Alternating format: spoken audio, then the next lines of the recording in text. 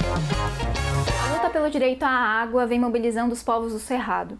O De Olho na Resistência vai contar como essa luta vem acontecendo especificamente na Bahia. Ainda falando de água, você verá como foram as manifestações após 6 anos do crime da barragem de Mariana. A briga na justiça contra os agrotóxicos também é tema dessa edição. No De Olho na História, vamos contar como surgiu a Aliança dos Povos da Floresta. Na seção de cultura, você vai conhecer o lindo resgate da tradição do manto tupinambá, uma indumentária sagrada para a etnia. Eu sou a Luma Prado e tenho o prazer e a alegria de estar aqui em mais um De Olho na Resistência.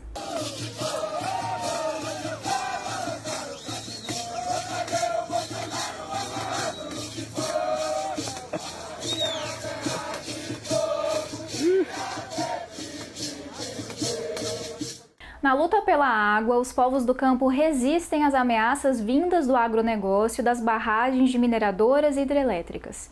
De Olho na Resistência conversou com comunidades da Bahia com um longo percurso de combate. No dia 15 de outubro, em São Desidério, município próximo à divisa com Goiás, comunidades ribeirinhas e o povo indígena Quiriri protestaram contra a construção da pequena central hidrelétrica PCH Santa Luzia. O projeto foi considerado inviável em 2013 pelo Instituto do Meio Ambiente e dos Recursos Hídricos da Bahia, o INEMA, que em 2018 voltou atrás autorizando a construção. Com a manifestação e ocupação simbólica, o Comitê da Bacia Hidrográfica do Rio Grande prometeu a resolução do conflito pelo uso da água. O que a comunidade quer é que seja respeitado o direito à consulta prévia. E assim, é um descaso ver que o INEMA está fazendo conosco, com as nossas comunidades tradicionais, com o próprio meio ambiente. Porque ele, como um órgão fiscalizador, não está nem aí para nós, né? Eles licenciaram.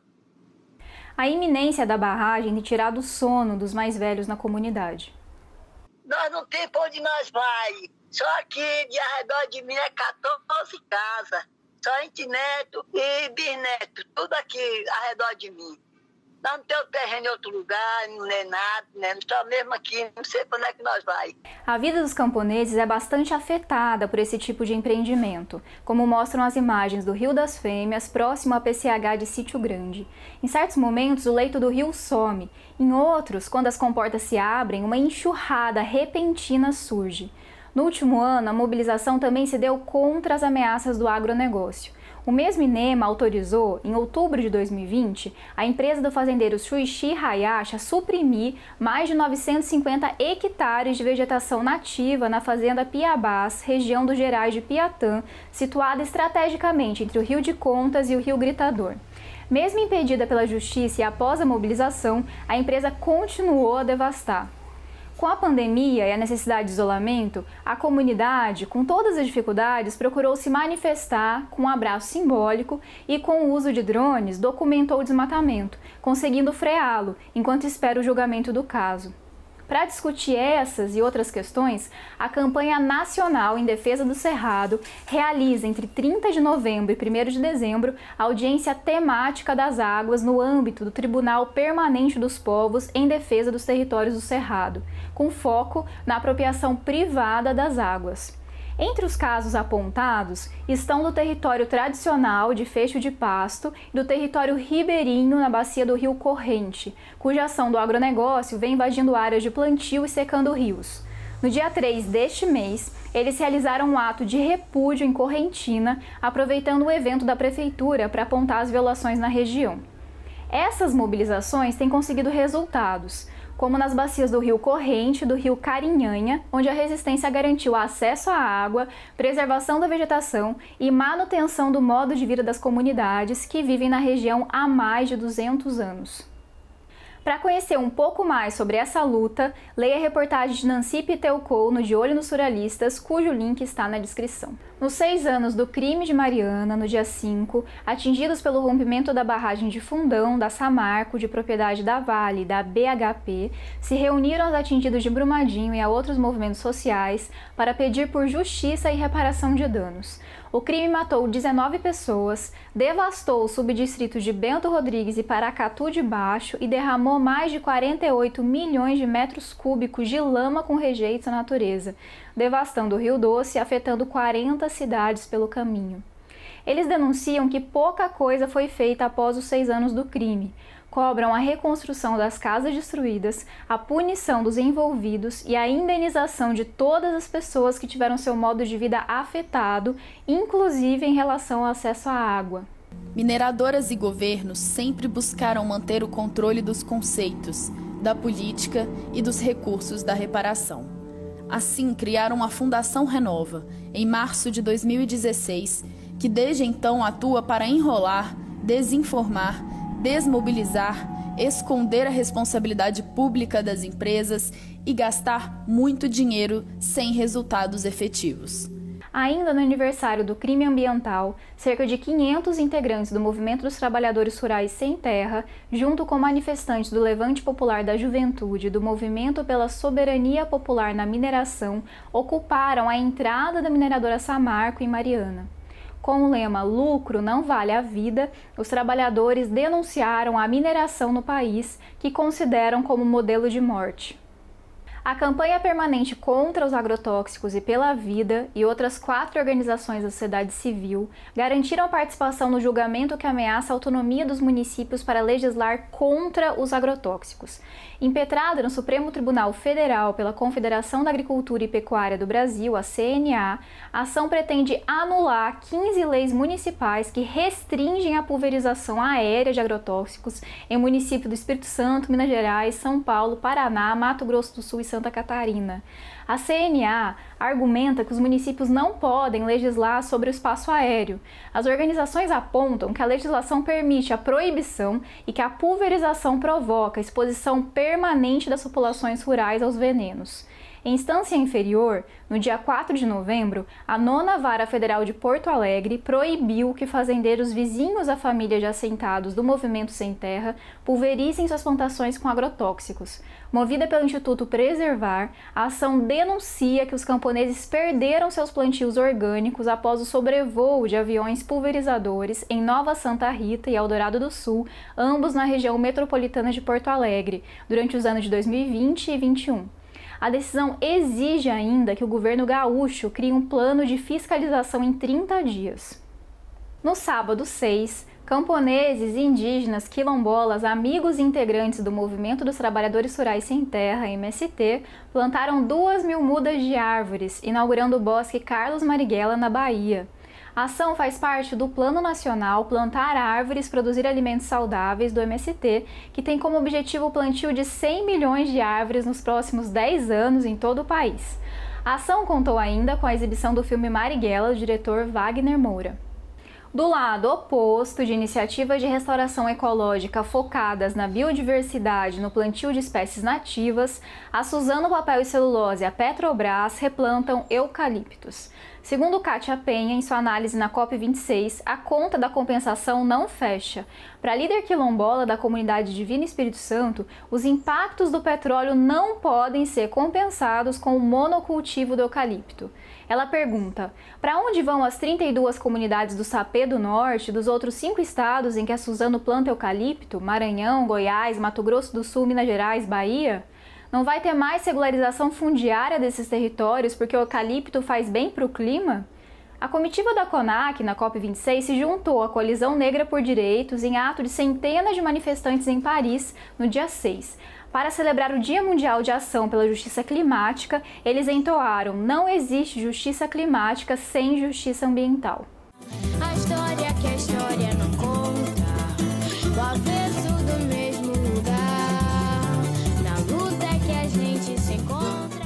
A estratégia era unir esses povos indígenas e extrativistas para tentar, além de avançar na criação dos territórios também, de alguma forma resistir às ameaças da época também. A Aliança dos Povos da Floresta, idealizada por Chico Mendes, reuniu seringueiros, indígenas e ribeirinhos pela preservação de seus territórios. O encontro entre o Conselho Nacional dos Seringueiros e a União das Nações Indígenas.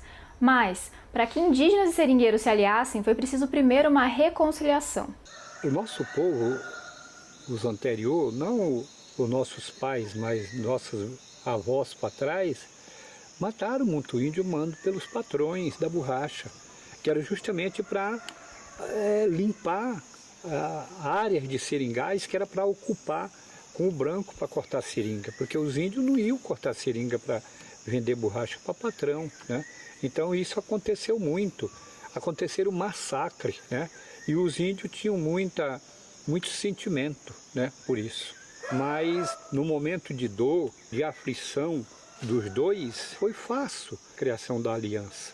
Foi preciso diferenciar os seringueiros dos seringalistas, os patrões.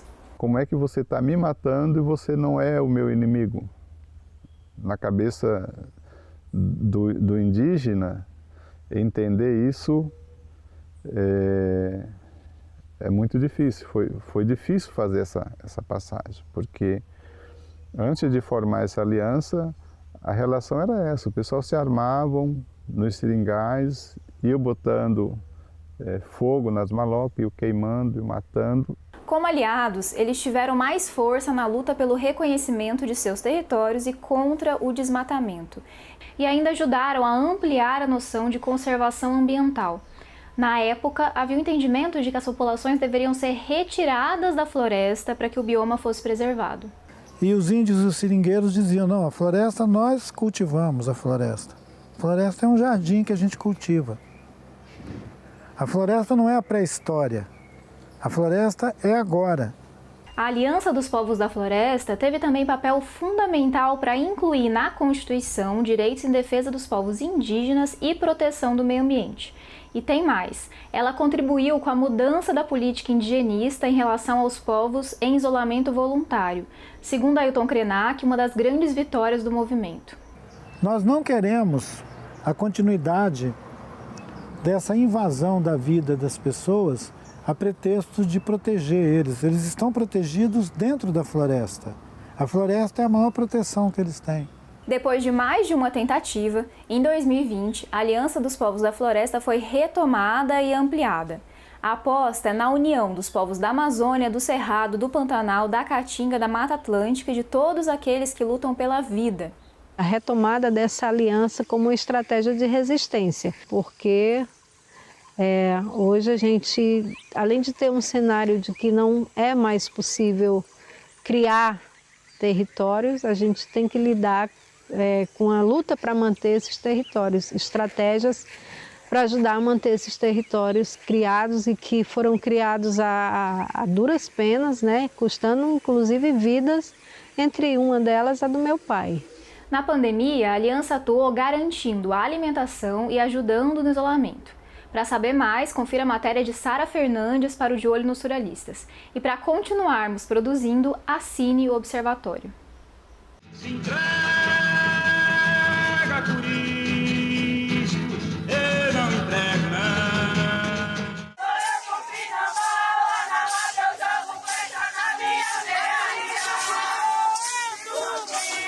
Esse é o mais novo manto tupinambá, uma indumentária sagrada resgatada depois de séculos pelos tupinambá de Olivença.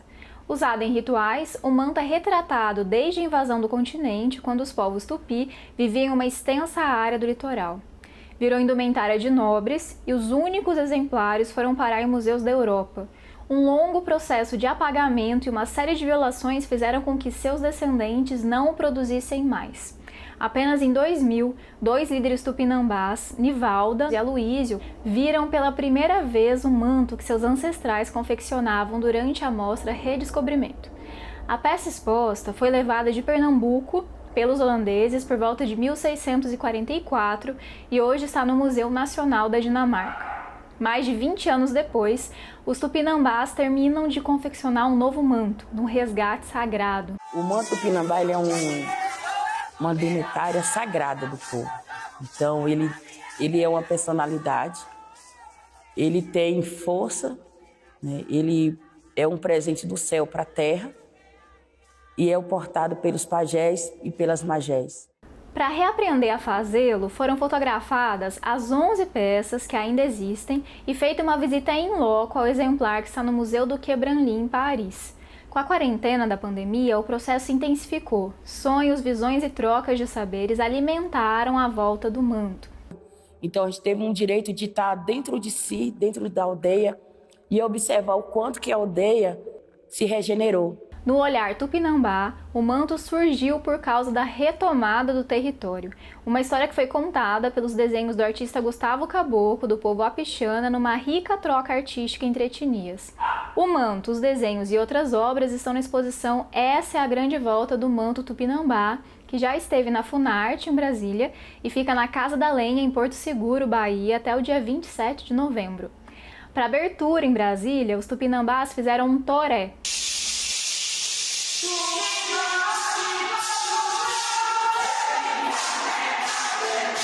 Muito obrigada por acompanhar mais um De Olho na Resistência. Não esqueça de clicar na sineta para ser avisado do próximo programa. De olho nos povos do campo, de olho na resistência, de olho nos surrealistas.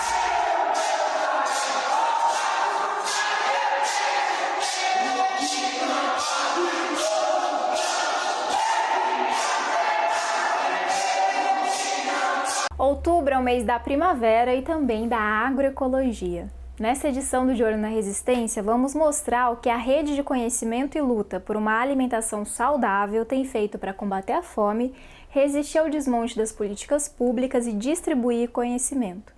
Combate à fome é também tema do nosso quarto De Olho na História, que conta a trajetória de Josué de Castro, ou Josué da Fome, um homem que dedicou a vida a investigar e propor caminhos para a resolução da questão.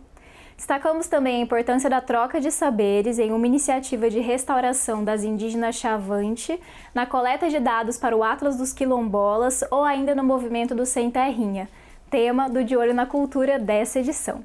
Eu sou a Luma Prado e tenho o prazer e a alegria de estar aqui com vocês em mais um De Olho na Resistência.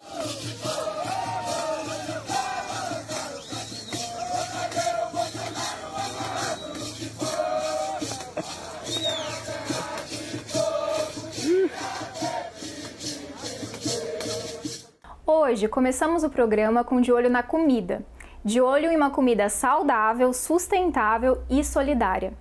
No momento em que a pandemia e a política de desmonte de Bolsonaro colocaram o Brasil mais uma vez no mapa da fome, a agroecologia continua sua luta.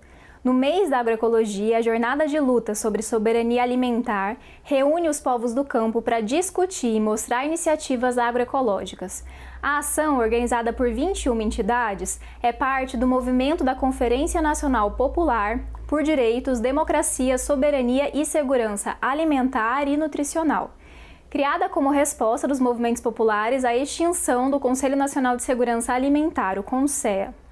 Nessa jornada será possível aprender um pouco mais sobre o que é a agroecologia, um conceito amplo, como pode-se perceber pelos depoimentos de quem a pratica. A agroecologia é a relação harmoniosa da família com a terra. A agroecologia para mim é vida, pois foi através da agroecologia que eu comecei a ver as coisas diferentes, de outro jeito, de outra forma. A agroecologia para mim é ter um relacionamento harmonioso com a terra e com toda a natureza. São experiências como essas que a Associação Brasileira de Agroecologia quer conhecer em outra iniciativa do mês.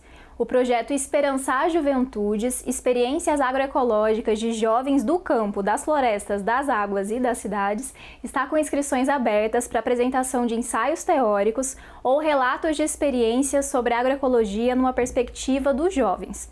Os trabalhos escolhidos serão divulgados em um seminário. Do lado do poder público, algumas iniciativas em prol da agroecologia aconteceram por causa das comemorações de outubro. Santa Catarina sancionou uma lei que regulamenta a política estadual de agroecologia e produção orgânica, prometendo apoio técnico, crédito especial e incentivo à feira de produtores.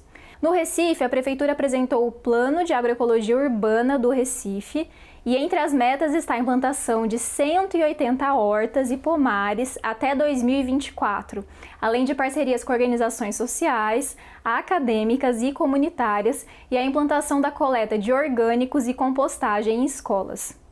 E como não poderia deixar de ser, a solidariedade, peça-chave da agroecologia, continua. Durante a jornada haverá aliança do campo com a cidade, quando agricultores irão distribuir alimentos saudáveis e sustentáveis em diversas cidades pelo país. Se você está por dentro de outras iniciativas agroecológicas e por alimentação saudável, Escreva nos comentários aqui para nós. É a partir de muitas mãos que resistimos. No movimento também de reforço da ecologia, as mulheres Chavante no Mato Grosso bateram um recorde. Ao longo de 2020, as guerreiras da terra indígena Mariuaticedé coletaram quase 1,5 toneladas de sementes de caju, jatobá, ipê, pequi, xixá, copaíba e baru, entre outras espécies. Cecília Areroiuê detalha a importância e a riqueza da ação das coletoras de sementes.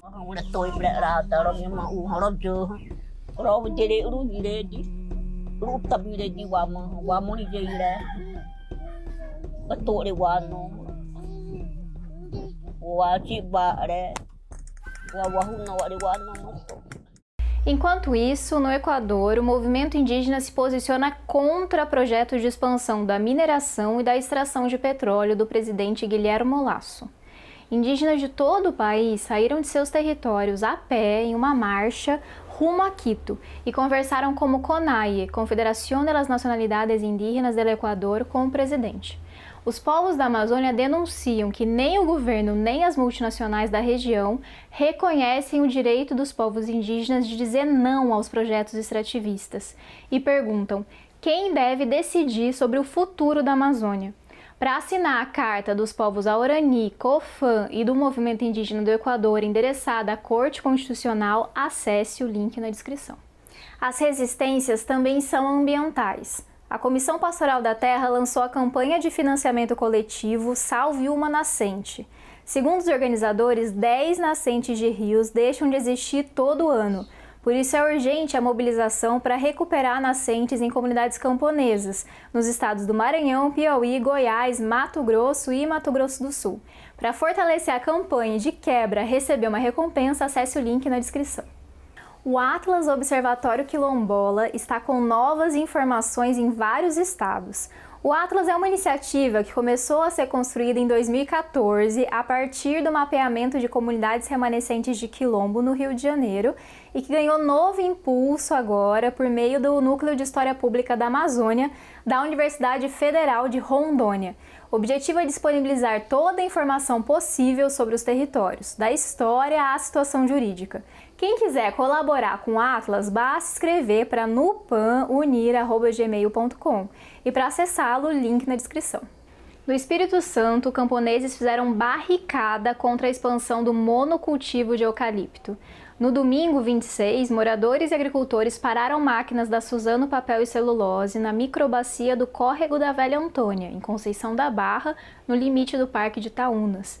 Eles se levantaram porque um trator da Suzano, empresa comandada pelo empresário bolsonarista Davi Pfeffer, avançou sobre uma área em processo de regeneração ambiental, apesar da empresa ter apoiado formalmente o plano de restauração florestal das bacias dos rios Itaúnas e São Mateus. A área sob a mira do trator foi reintegrada judicialmente à Suzano há alguns meses. Os camponeses trabalharam por 10 anos na regeneração da cobertura vegetal da área por meio de sistemas agroflorestais. Link na descrição para a matéria completa do Século Diário do Espírito Santo. A história do Espírito Santo mostra que o agronegócio não dá trégua, mas gosta de bancar o bom moço, nem que seja na marra. Você sabia que existe um movimento no estilo escola sem partido que quer rever o material escolar, limpar o nome do agronegócio e apagar a história de luta dos povos do campo? Mariana Franco Ramos, repórter do De Olho nos Ruralistas, trata do lobby do agronegócio que se organiza para fiscalizar os materiais escolares em matéria para este observatório. Link na descrição do vídeo. E para continuarmos produzindo jornalismo crítico e corajoso, assine o De Olho nos Ruralistas. Ajude a manter a imprensa independente viva e ativa. O De Olho na Cultura dessa semana mostra um movimento oposto ao dos ruralistas, o do Sem Terrinha, filhas e filhos de uma história de lutas. Se entrega por isso, eu não entrego não. Minha mãe é uma sem terra e eu sou sem terrinha. O De Olho na Cultura que inaugura o mês das crianças é dedicado aos Sem Terrinha, que crescem na luta do MST. Desde 96, as filhas e os filhos de assentados e acampados se entendem como sem terrinha e levam adiante a batalha dos trabalhadores sem terra. Nesse processo, elas se veem como sujeitos de direito e constroem a identidade na luta, como diz Pedro. A primeira luta foi com quantos anos de idade você? 6 semanas de idade. 6 semanas de idade? Saiu do hospital direto para uma luta. No MST, o processo educativo é entendido de uma maneira ampla, em que a luta é peça-chave da formação das crianças camponesas. São mais de 2.000 escolas em assentamentos e acampamentos. Nas reuniões acontecem cirandas infantis para que os pequenos acompanhem as mães e os pais. E o aprendizado está também nas mobilizações, nos atos, nos congressos. Junto disso, o Sem Terrinha tem seus próprios encontros, onde fazem de tudo um pouco. A gente brinca, conversa na plenária, discute as coisas, os problemas e o que tem que ser feito. Um marco do movimento infantil foi o primeiro Encontro Nacional Sem Terrinha, em 2018, que reuniu crianças do MST de 24 estados em Brasília. Sem Terrinhas, devemos assumir o comando do encontro, expressando nossas ideias, propostas e demonstrar nossa criatividade e o protagonismo infantil. As crianças tomaram a frente do encontro e até capitanearam um ato na esplanada dos ministérios. E aí, movimento! Brigar, sorrir, lutar, por reforma agrária popular. O Sem Terrinha chegou, o MST, e o Sem Terrinha já chegou. Junto da educação, a alimentação saudável é pauta e prática do Sem Terrinhas, conforme demonstra Dandara, do MST Ceará. A gente planta os alimentos e não usamos agrotóxicos, usamos remédios orgânicos, como a urina dos animais e líquido feito da planta pinheiro. Como os avós e os pais, os Sem Terrinha sabem bem onde querem chegar. A história que a história não conta, o avesso do mesmo lugar, na luta que a gente se encontra. Tout l'extraordinaire progrès du monde peut être remis en cause par le problème de la faim mondiale. Car la prise de conscience de ce problème conduit les peuples affamés à la révolte. Dans 20 ans, ou bien nous aurons la catastrophe par la famine mondiale, ou bien nous aurons l'abondance pour tous. Car on dispose des ressources naturelles, techniques et financières suffisantes pour résoudre le problème. Mais de 50 anos depois desse pronunciamento de Josué de Castro, seguimos com a tragédia da fome. 2 bilhões e 300 milhões de pessoas, ou 30% da população global, não tiveram acesso à alimentação adequada durante 2020. No Brasil, mais da metade da população vive em insegurança alimentar nos mais variados níveis. Apenas a insegurança alimentar grave afeta 9% da população, ou seja, 19 milhões de brasileiros passam fome. Josué de Castro denunciou a fome no Brasil, desmistificando a imagem ufanista do país que vigorava durante a ditadura civil-militar. O ativista conferiu estatuto político e científico à fome, com suas obras Geografia da Fome e Geopolítica da Fome. Josué foi deputado federal por Pernambuco 2 vezes. No âmbito internacional, presidiu por 2 mandatos o Conselho Executivo da FAO, Organismo das Nações Unidas para Agricultura e Alimentação. No governo Jango, o cientista foi forte candidato a ministro da Agricultura. Por conta de desavenças políticas no seu partido, o PTB, e de forças conservadoras, não assumiu. O sociólogo Darcy Ribeiro, ministro da Casa Civil naquele momento, afirma a respeito do papel que teria Josué. Imaginando como fazer uma economia agrícola em que o povo comesse. É muito bom ter uma economia que produz muita soja para engordar porco no Japão, ou para engordar frango na Alemanha. Mas era preciso ter uma economia que produzisse mandioca, farinha de mandioca, feijão, arroz, o que o povo come. Então o Josué é que ia tentar fazer essa reversão. Como vocês devem imaginar, Josué da Fome não era visto pelos setores do agronegócio como confiável para lidar com políticas de terras e produção agrícola. Em 1964, logo no AI-1, esteve na lista de caçados e foi impedido de voltar ao Brasil. Ele passou a viver com a família na França, onde faleceu em 73, no aguardo do passaporte que iria trazê-lo de volta ao país. Morreu do coração e com saudades do Brasil. O menino Josué cresceu no Recife, próximos aos manguezais da zona metropolitana. Ele costumava contar que foi nos mangues do Capibaribe que a fome se revelou a ele como fenômeno. Apesar dos esforços da ditadura civil-militar em apagar a importância de Josué de Castro, Seu trabalho continua a orientar mundialmente os estudos e as políticas públicas sobre a fome, e ecoa em várias dimensões, inclusive nas proximidades de sua casa de infância, por meio do Mangue Beach.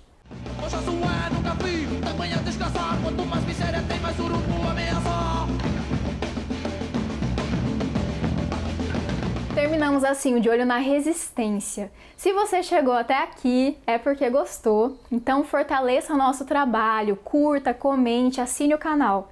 Considere ainda compartilhar com mais gente para que essas lutas ecoem bem longe e motivem muitas mais.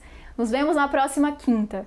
De olho nos povos do campo, de olho na resistência, de olho nos ruralistas. Peguei um balaio, fui na feira, roubar tomate, chicolinha, passando uma véia, pegou a minha cenoura. Aê, minha véia, deixa a cenoura aqui. Com a barriga vazia, não consigo dormir. E como o chuva cheio, comecei a pensar que eu me organizando posso desorganizar.